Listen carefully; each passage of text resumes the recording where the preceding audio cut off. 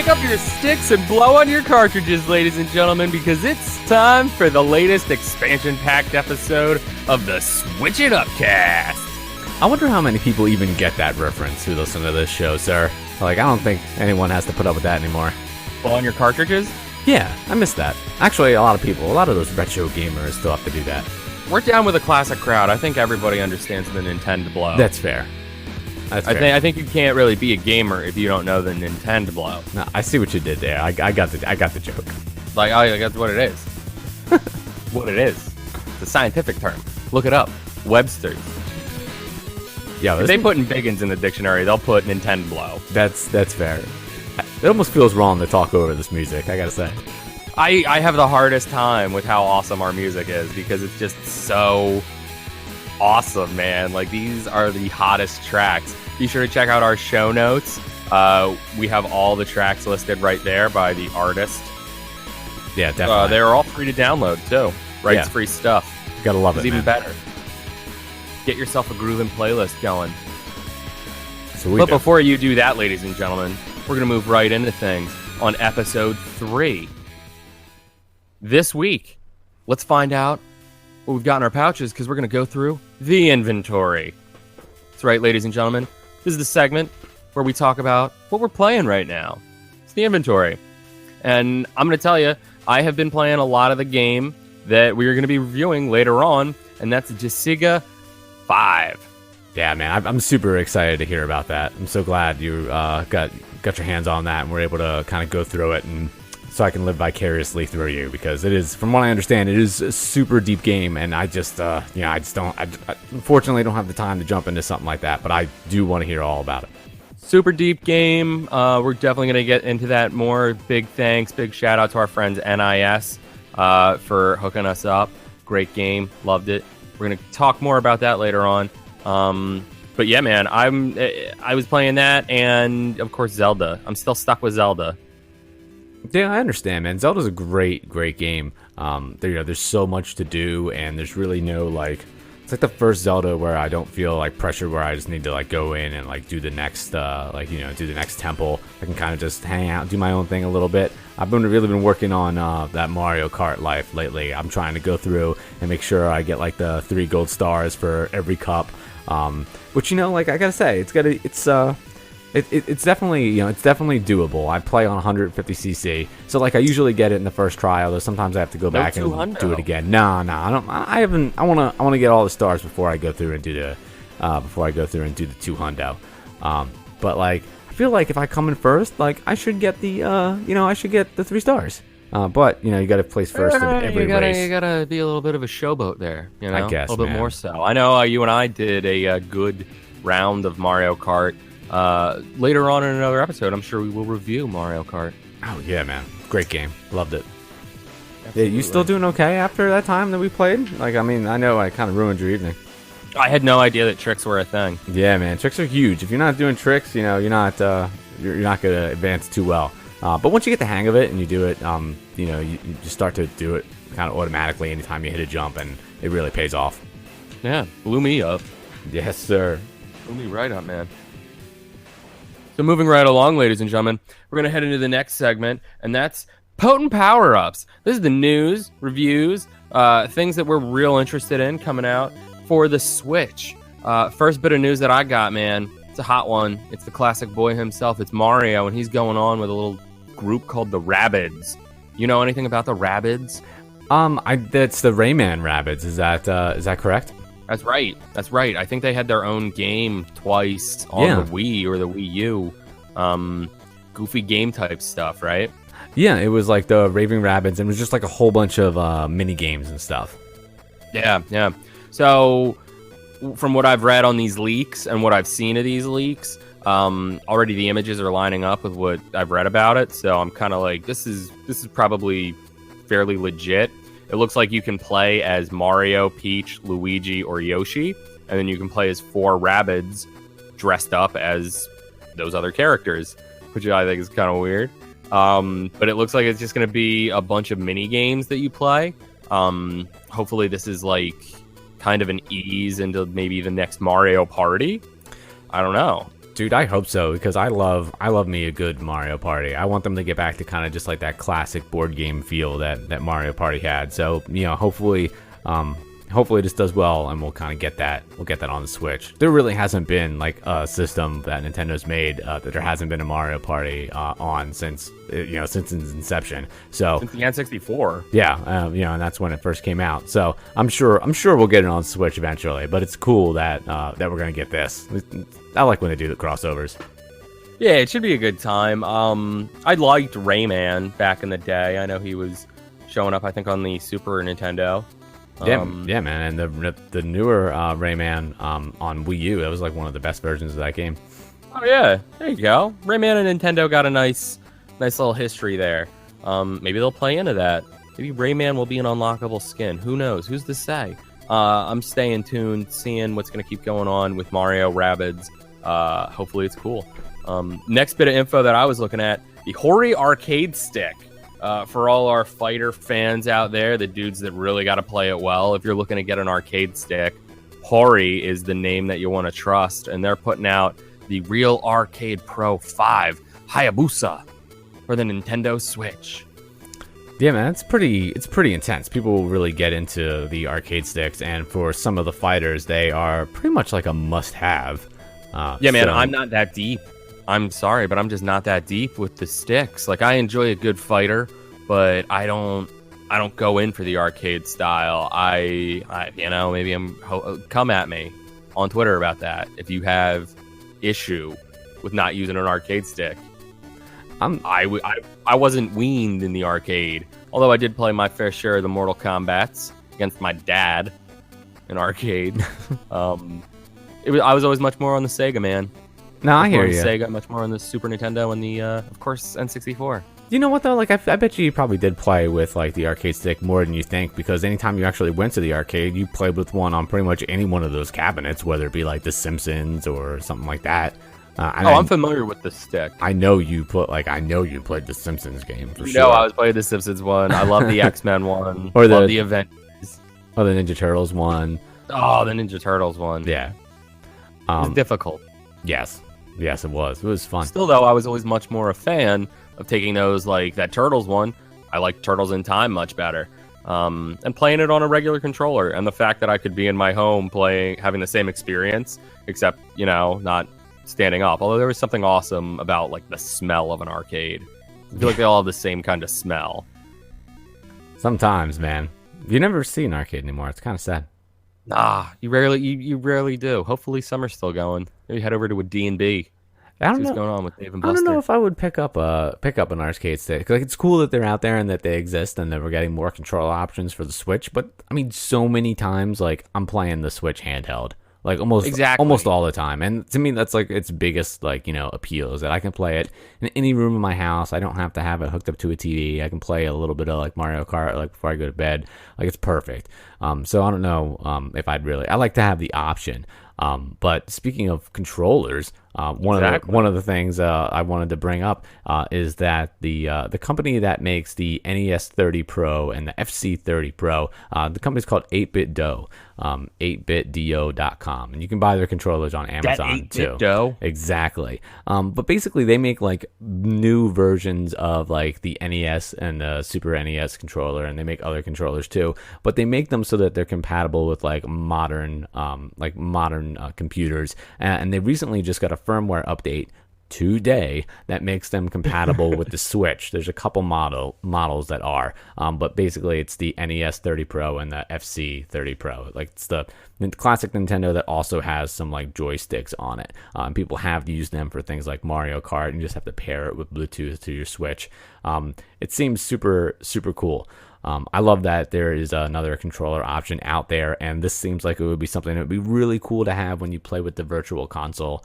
However, I just got finished talking about how I love to play handheld, so I don't really know how. I don't know. There's like $42 on Amazon, which I feel like is a fair price for a wireless controller.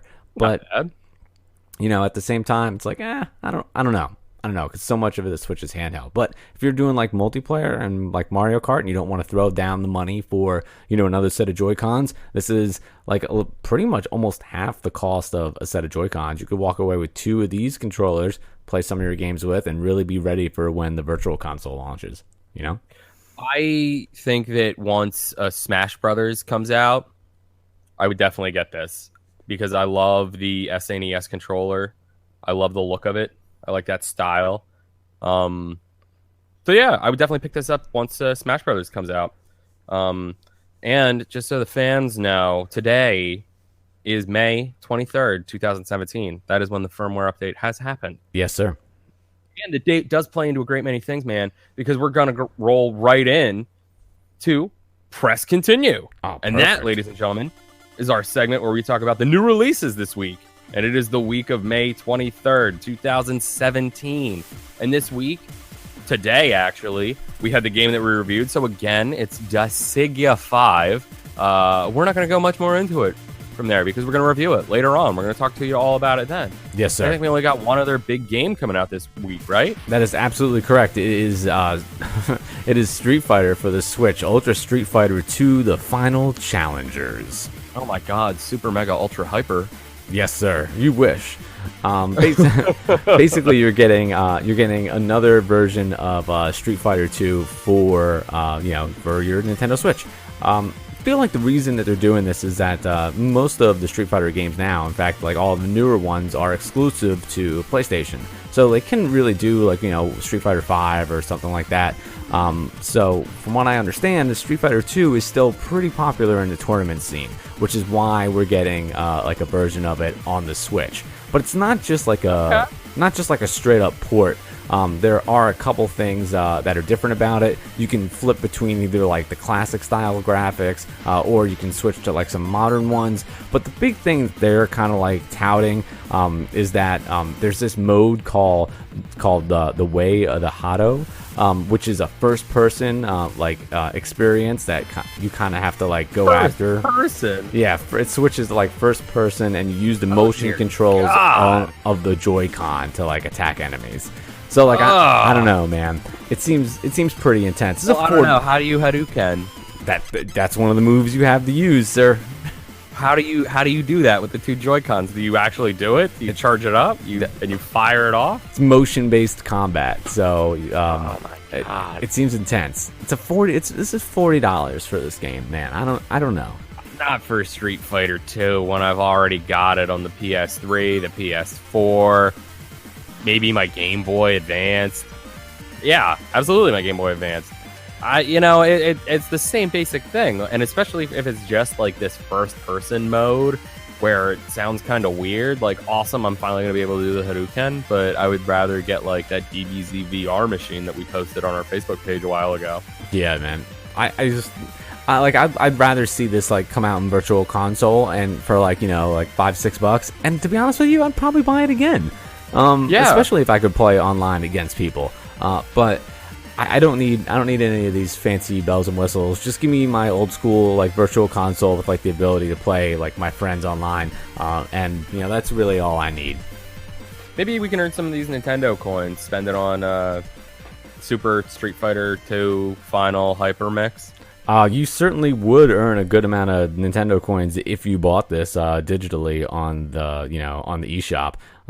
Spending money on the eShop is probably, well, it sounds kind of like self-explanatory, but so you can get these Nintendo coins no matter what, whether you buy the game physically or you buy it digitally. But if you buy it digitally, you're going to get 4 times the amount of coins. So they really want to try to push you to buy it digitally. I'm a fan of digital anymore, and especially with the Switch, because the Switch, it's all SD cards that you're putting into this thing, and that always, it feels a little flimsy to me, and it worries me. But it, like we keep saying, this is such a mobile system that I don't want to ever have to carry anything else but my Switch. Maybe the case to carry the thing in, and the charger. But that's it. Like, I don't want to carry anything else. Yeah, I'm really hoping, I do love having the, Mario Kart. I was, one of the first games that I bought, digitally for like a Nintendo because I've always been buying like physical copies of them. And I'm kind of like, I bought a good size SD card, but I'm kind of hoping that when the Virtual Console launches, we get GameCube support because I still have a ridiculous amount of GameCube games, and I would love to like offload a bunch of them and just be able to take like GameCube games with me on the Switch. Oh my God! How are you gonna offload them? How would they give them to you for free? No, because I still have like a bunch of my GameCube collection, and I'd love to be able to kind of like sell them. And just be able to play the GameCube games on the Switch. But I mean, what are you looking to play off of the GameCube on the Switch? What would I play on WWE Crush Hour? No, no, sir. I mean, I'd like to be able to play like Super Mario Sunshine. I'd like to be able to play some of those. You're a fan of that one? I'd like Super Mario Sunshine. Yeah, for sure. Okay. I'd like to be able to play some of the best Mario parties are there. GameCube had quality Mario parties. I'm a fan of Melee, man. Melee's awesome. Also extremely expensive right now. Smash Brothers. If you want to buy a copy of Melee, you're looking at spending like $60. I still have my copy of Melee. I still have the memory card with all the save data. Oh, Roy is ready for you. You better cross your fingers. Nothing happens to that. And I actually I grabbed it the other day, although I have another copy downstairs. Did you ever play Eternal Darkness, Sanity's Requiem? Yeah. Yeah, I would love that to come out for the Switch. Eternal Darkness was such a trip because didn't it like tell you had to turn off your console and stuff? Yeah, it told you that your save is corrupted and stuff like that. It just tears you apart. You're like, wait, what? I think it makes it look like the whole system restarts, and it says you lost everything. I think Metroid would be great. Dude, the Metroid Switch. Primes were a good time. Yeah, dude, Luigi's Mansion. I would love to play that. I was a big fan of Luigi's Mansion. There's a lot of good GameCube games. I'm just really hoping that that like when the Virtual Console comes out, that the Switch can handle it. I think it can because they were doing they were doing Wii games on Wii U. Yeah, but I mean, who knows? The Wii U was in a lot of ways a Wii. You could play physical Wii games, so I don't know. Who knows, sir? But one thing we do know about is this game that you were fortunate enough to be able to play. That's right, ladies and gentlemen. Let's play Disgaea 5. Dudes, let me tell you, it is a JRPG, like exactly like how you want it to be. Almost exactly like. It is a turn-based RPG. Tactical RPG, I think is what the term is.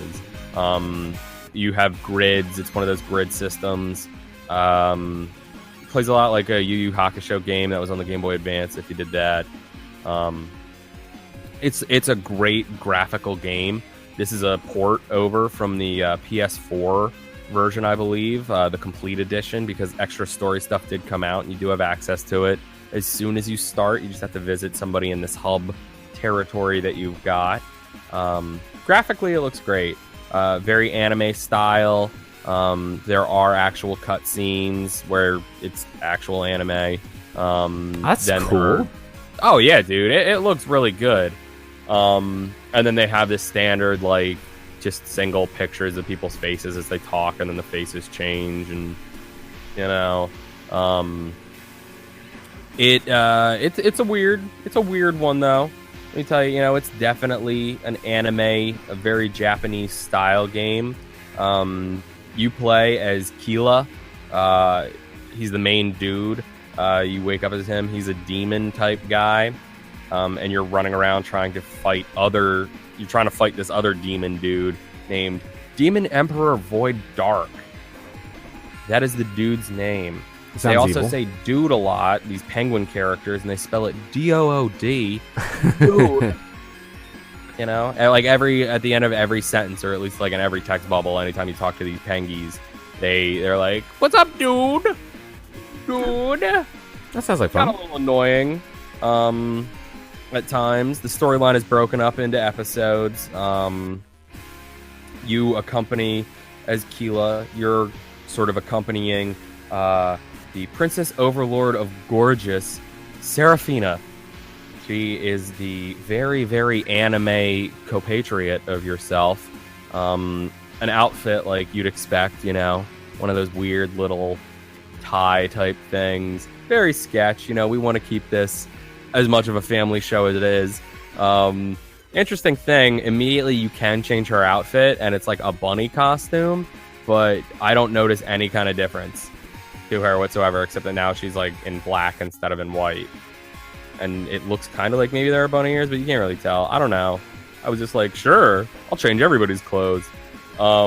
Because this is the complete edition, you do get a bunch of characters like from other games. You get characters from other Disgaea games. I've never played the series before, and you don't have to play the series to know anything at all about what you're doing. It's a very standalone story. At least it seems that way to me. My only real gripes with the game are that there is a lot that you can do with this.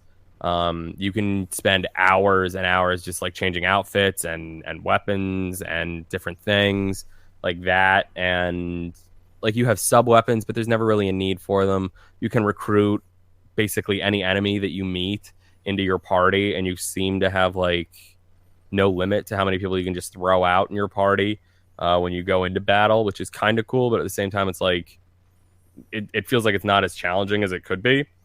But it's a fun game to be able to just pick up, and you know, I just want to level some stuff up.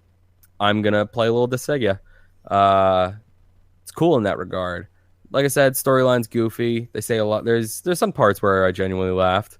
Others, like I said, very Japanese game.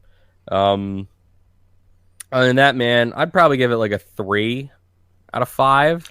Oh, okay. Right? Out of 5, I was like out of 10. Oh my god. No. I don't think we've worked out like a rating system yet. No. I'd give you like a 3 out of 5 because at the same time, like it's good and I had fun with it, but I was still like, I kind of just want to play Zelda. Yeah, you know what though? I feel like that might be a little. I didn't play it, so I can't necessarily speak to that. But it would be hard to stack up just about any game next to Zelda. You know, that's the problem. Zelda's so deep and rich. This is a fun game. Like I said, if you're looking for a good mobile style, I want to say JRPG, definitely get this one. It's not that pricey either, right? I think it was only $40. Yeah, I believe. Actually, I think it was like full when it first came out. It was full price, but there's a few places now where you can get a deal on it. I'm just double checking right now. For the Switch? Yeah, came out today. Yes. Yeah. Okay, cool. That's awesome. I never played it on PS4, but when the next one comes out, I'd like to play it. You know, I had a great time. If you did want to play this, I mean, obviously you want to play this on the Switch. It's $59 on the Switch, but if you have Amazon Prime, you're getting 20% off. So knock $10 off of that. A little more than $10. Pick that up. Definitely try out the demo, because the demo is available for free for you to play through the Nintendo Switch eShop. Yeah, man, I think that's awesome that now you can go through and try out some of these games before you actually buy them, which I know doesn't, like, you're like, duh, of course, but, you know, for a little while, it was kind of like, it was a little bit of a drought over, you know, in the eShop, and these games would come out and they'd be expensive, and you'd be like, oh, I really want to play another game, but at the same time, like, you're asking for a lot of money, so. Asking for a lot of money, and $60 is a bit much on this one. I don't think for $60 necessarily to pick it up, but I do think that it is worth a pickup once it gets to be a little bit cheaper. Yeah. If you can get it cheaper, definitely do it on Amazon Prime. I think 50 is a good amount. That's fair, sir. That's fair. You know.